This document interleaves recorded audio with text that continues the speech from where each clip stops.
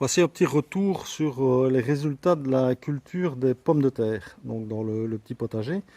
Donc pour rappel, la surface qui a été exploitée pour les pommes de terre est d'environ 6 mètres sur 5, avec donc 5 rangs de plants de pommes de terre.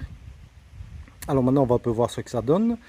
J'ai déjà fait des vidéos relatives à la récolte, mais maintenant, cette fois-ci, avant de passer à la conservation, on va refaire un petit peu le tour de la situation. Donc sur la première ligne de récolte, donc ça c'est une variété qui est une variété que je ne connaissais pas, donc la variété Tisaya.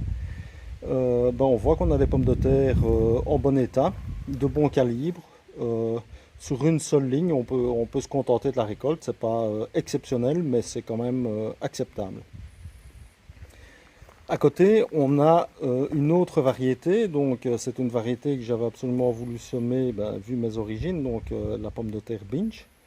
Vous voyez tout de suite, la qualité de la pomme de terre n'est pas la même, la quantité n'est pas la même, la taille de la pomme de terre n'est pas la même, et là on est sur deux lignes plutôt qu'une seule ligne, donc sur un rang de 12 mètres.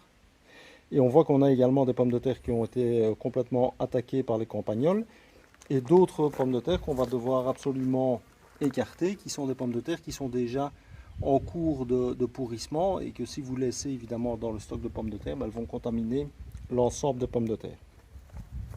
Et enfin, la dernière variété, donc c'est une variété Ricea sur deux lignes. Donc c'est une pomme de terre qui, comme vous le voyez, est une variété qui se tient mieux que la Binch, mais probablement moins bien que la Tisea. Puisqu'on a plus ou moins la même quantité que la Tisea sur deux lignes.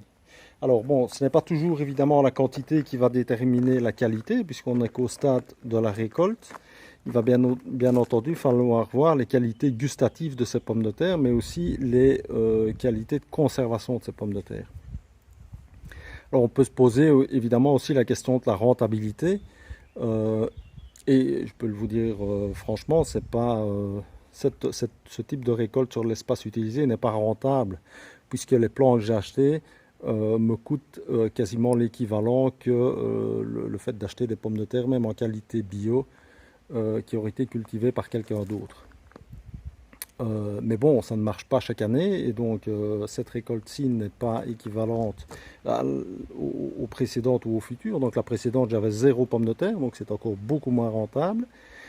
Mais par contre, j'ai eu des récoltes de plus de 140-150 kg sur le même volume. Et donc, ça va dépendre de différents facteurs. Donc, c'est pas pour ça qu'il faut baisser les bras.